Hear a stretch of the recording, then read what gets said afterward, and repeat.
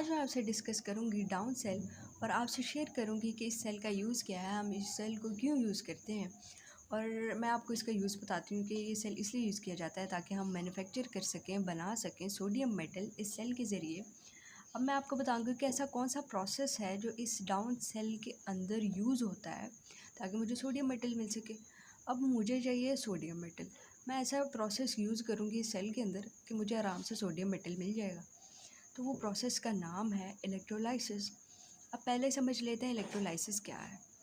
तो मैं आपको बताती चलूँ कि इलेक्ट्रोलाइसिस बहुत आसान है, कोई मुश्किल नहीं है। कि अगर कोई भी केमिकल रिएक्शन है, अगर आप उसके अंदर से इलेक्ट्रिसिटी पास करवाते हो, मतलब कि बिजली, अगर उसके अंदर से बिजली आप पास करवाते हैं उस केमिकल, बस ये तो बहुत आसान था। अब मैं आपसे बताती चलूँ कि इलेक्ट्रोलाइटिक सेल क्या होता है। अब जो इलेक्ट्रोलाइटिक सेल होता है ना, उसके अंदर 2 इलेक्ट्रोड्स होते हैं, सिर्फ 2 इलेक्ट्रोड्स। बड़ी आसान बात है, इसमें कोई मुश्किल नहीं है, सबसे आसान टॉपिक है डाउन सेल, जिससे मैं बना सकती हूँ सोडियम मेटल। और इससे मैं एक कैथोड यूज़ करूँगी और एक एनोड। अब सिर्फ 2 ही इलेक्ट्रोड्स यूज़ होते हैं इस इलेक्ट्रोलाइटिक सेल के अंदर, जिसके अंदर ये प्रोसेस यूज़ होता है, जिसके अंदर से मैं इलेक्ट्रिसिटी पास करवाऊँगी इस रिएक्शन में से, ताकि मुझे कुछ प्रोडक्ट मिल सके जो कि मुझे सोडियम मेटल चाहिए। तो अब मैं आपको बताऊँगी कि इस सेल के अंदर ऐसे कौन से रिएक्शंस हो रहे हैं जिसके एंड पे मुझे ये प्रोडक्ट मिल सके, सोडियम मेटल मिल सके। तो आइए वो देख लेते हैं। अब ये मैंने आपकी आसानी के लिए ये थोड़ा रफ़ में बनाया है। अब सबसे पहले मुझे चाहिए है ये चीज़, सोडियम। अब मुझे सोडियम चाहिए। अब सोडियम मुझे चाहिए तो मैं ऐसी चीज़ क्या डालूँ इस डाउन सेल के अंदर कि मुझे सोडियम मेटल मिल सके। तो हमारे पास होता है नमक, जो कि होता है NaCl। नमक हम यूज़ करेंगे ऐसे ही नहीं जैसे सॉलिड फॉर्म में सेल के अंदर डाल दिया, नहीं, हम उसे फ्यूज्ड फॉर्म में मतलब पिघली हुई फॉर्म में सेल के अंदर डालेंगे। फ्यूज्ड मतलब पिघली हुई फॉर्म में सेल के अंदर डाल दिया। अब होगा क्या, अब NaCl था, सिर्फ मैंने एक चीज़ डाली इस सेल के अंदर ताकि मुझे सोडियम मेटल मिल सके, वो था एक नमक। मतलब नमक मैंने डाला, पिघली हुई फॉर्म में डाल दिया सेल के अंदर, तो उसके हो गए 2 हिस्से। अब आपको 2 हिस्से नज़र आ रहे होंगे, एक हो गया सोडियम पार्ट और एक है क्लोरीन पार्ट। अब ये दो जो पार्ट्स बने हैं, ये बना है पॉजिटिव चार्ज और ये बना है एक नेगेटिवली चार्ज पार्ट। अब ये है एक cation, this is a cation, this is an anion.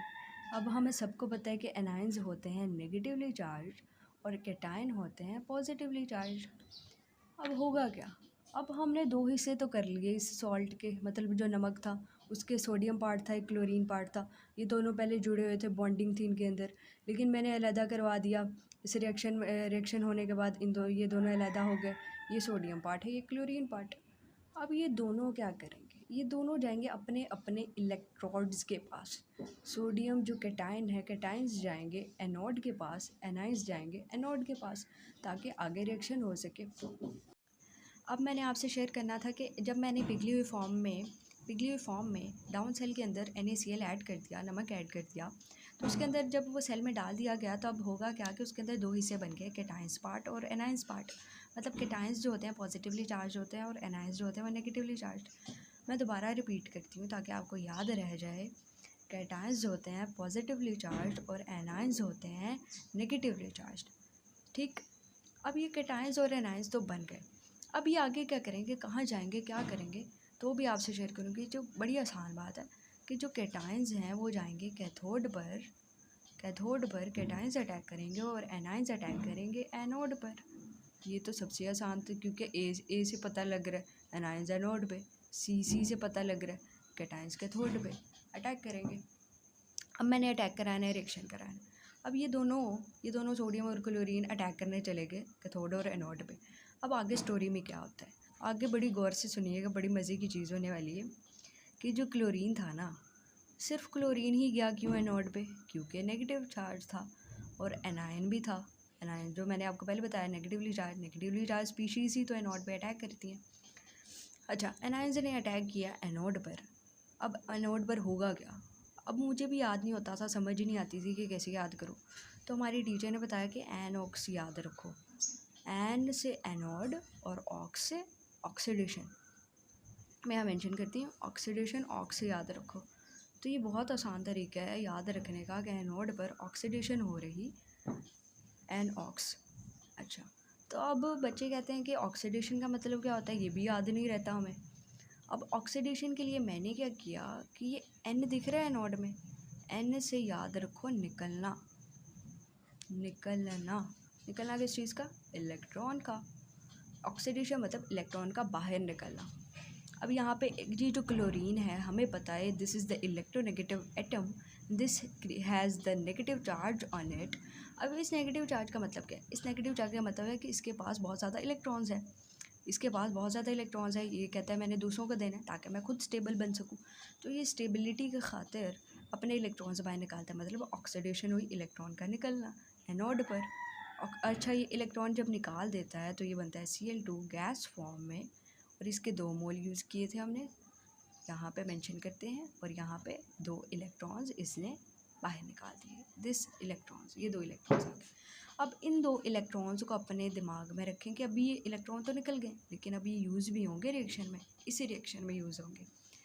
अच्छा, अब आगे क्या होता है, अब कैथोड पर क्या होगा, मैंने जैसे यहाँ पे लिखा हुआ है रेड कैट, याद रखो कि रेड कैट मैंने इसलिए लिखा कि रेड से मतलब रिडक्शन हो रही, मतलब कि जो कैटायंस आए कैथोड पर अटैक करने उनकी रिडक्शन हुई।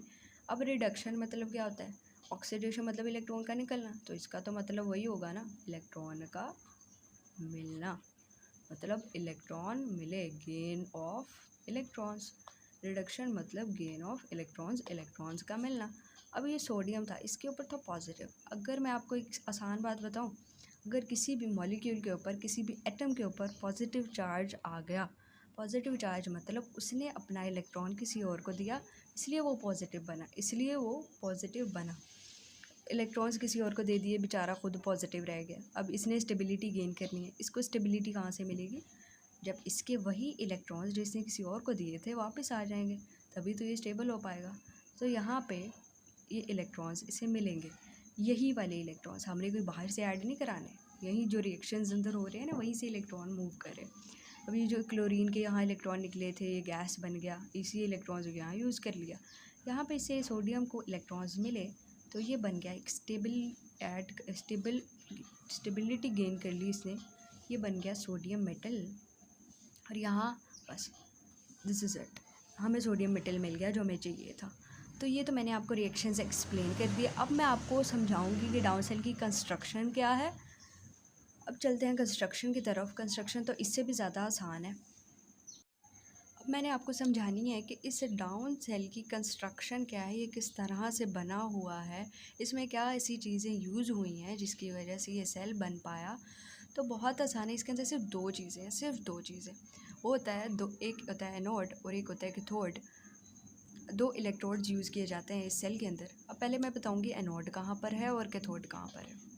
तो बहुत आसान बात है, कोई मुश्किल नहीं है, तो सेल सबसे आसान है।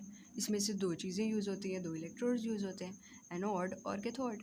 अब ये जो मैंने रेड में शो किया है दिस इज़ एनोड, और ये जो मैंने ब्लू में शो किया है आपको दिस इज़ कैथोड। अब इन दोनों के बीच में ताकि सेपरेशन रहे, ये दूर दूर रहें, this is cathode this is anode, तो इन दोनों के बीच में ऐसी क्या चीज़ें लगाऊँ कि ये बीच में सेपरेटेड रहें।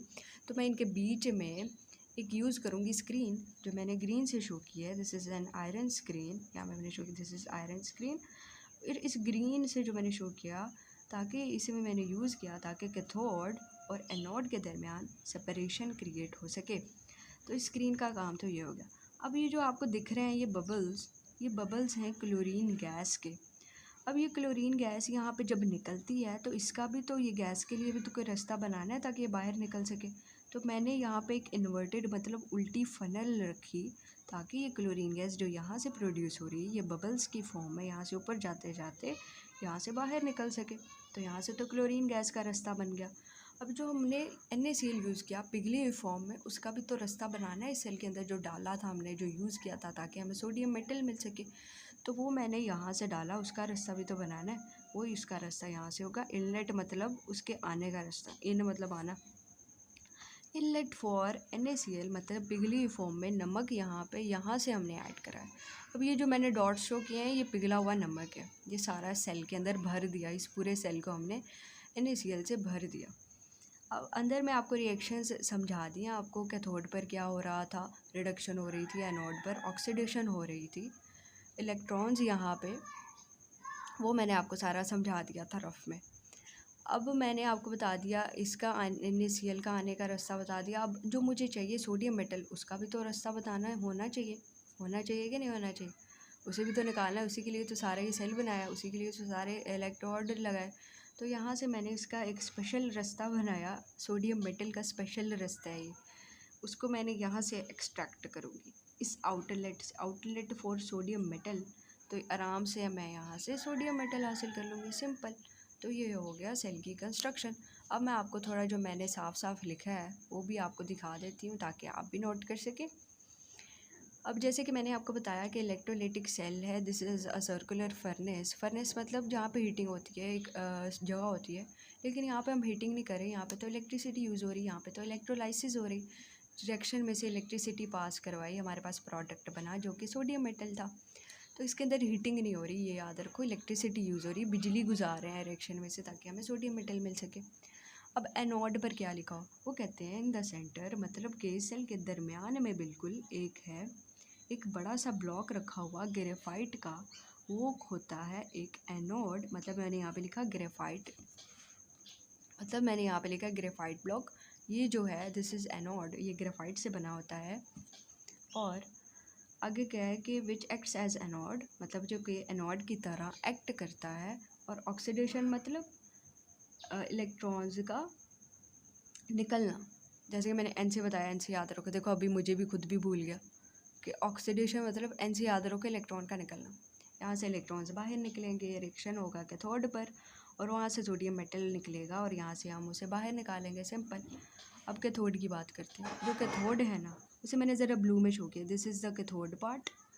और यहाँ पे जो कि एनोड के अराउंड है, cathode around anode is made up of iron, मतलब ये एनोड है, इसके अराउंड बिल्कुल बाहर ये कैथोड बना हुआ है, मतलब मैं आपको समझाती हूँ, दिस इज़ एनोड और इसके इर्द गिर्द में कैथोड लगा हुआ है, इस तरह ये ब्लू में शो किया हुआ है कैथोड। अब आगे क्या होता है कि रिडक्शन अकर्स एट कैथोड, मतलब रिडक्शन मतलब इलेक्ट्रॉन्स का मिलना, जैसे कि मैंने यहाँ पे भी शो किया हुआ, जो आपको ट्रिक बताई एन ऑक्स रेड कैट, तो आपने भी ये ज़रूर नोट करना है, this is very important to remember कि where oxidation occurs and where reduction occurs. तो याद रखने के लिए बहुत अच्छी ट्रिक है, ये ज़रूर नोट करिएगा। और डायग्राम बनाना बहुत आसान है, कोई मुश्किल नहीं है। वैसे मैं आपको ड्रॉ करके दिखा देती हूँ कि आपने किस तरह किस तरह करनी है। शुरू आप इस तरह करोगे कि सबसे पहले आप बना लोगे एनोड, यहाँ पे एक एनोड बन गया, इसके इर्द गिर्द आपने एक स्क्रीन ड्रॉ कर ली और फिर इसके इर्द गिर्द आपने एक कैथोड ड्रॉ कर लिया, सिंपल। और पहले तो आप एक बॉक्स ड्रॉ कर लो ताकि एक सेल पूरा दिखाई दे सके, ये एक सेल बन गया, this is the cell, this is the down cell. अब मैं यहाँ पे शो करती हूँ, this is anode, A for anode, this is the cathode, C for cathode, and this is the iron screen, IS for iron screen, ताकि ये दोनों separate रह सके। This is the cell and here is the outlet, आपने यहाँ पे draw कर लेना, मैं आपको रफ में समझा रही हूँ, वैसे आपने नीट ड्रॉ करना। यहाँ पे आपने आउटलेट ड्रॉ कर लेना Cl2 गैस का, यहाँ से इनलेट आएगा पिघले हुए NaCl का, और यहाँ से जो सोडियम मेटल का भी तो रास्ता बनाना है वो यहाँ से शो होगा। तो आपने ना ज़रा नीट करके ये डायग्राम ड्रॉ कर लेनी है, बहुत आसान है, जैसे मैंने भी ड्रॉ की है, यहाँ पे नीट करके ज़रा ड्रॉ कर लेना। तो मैंने आपको समझा दिया डायग्राम कैसे ड्रॉ करनी। अब होगी कंस्ट्रक्शन। अब हम आते हैं वर्किंग की तरफ कि ये काम किस तरह करता है। मैं आपको वैसे सारा समझा दिया, लेकिन मैं आपसे दोबारा डिस्कस करती हूँ कि ये काम कैसे करता है। 3 स्टेप याद रखो वर्किंग के, सिर्फ 3 स्टेप है और कुछ याद नहीं रखना, सिर्फ होती है आयोनाइजेशन, रिएक्शन एट एनोड और रिएक्शन एट कैथोड। आयोनाइजेशन हुई, NaCl था, उसके 2 हिस्से बन गए, सोडियम और क्लोराइड पार्ट।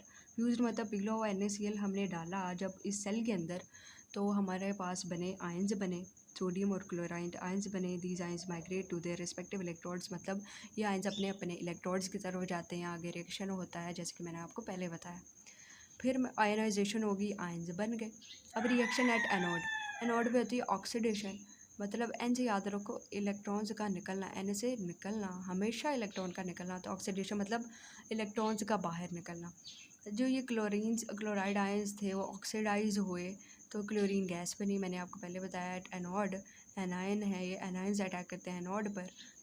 यहाँ मैंने आपके आसानी के लिए बनाया है, जो कैथोड होता है ना नेगेटिवली चार्ज होता है और इस पर अटैक करते हैं positively charge cations, cations attack करते हैं कैथोड पर, और एनोड जो होता है वो होता है positively charge. So negative ions anions attack on anode, anions attack करते हैं एनोड पर, कैटाइंस अटैक करते हैं कैथोड पर। ये आप भी नोट कर लेना, आपको भी आसानी होगी इस चीज़ से। अब जो एनोड पर क्लोराइड गैस बनी थी ना, वो जो मैंने आपको दिखाया था एक इन्वर्टेड फनल थी, उससे बबल्स बन रहे थे, वो ऊपर का हिस्सा क्लोरीन गैस के लिए निकाला था।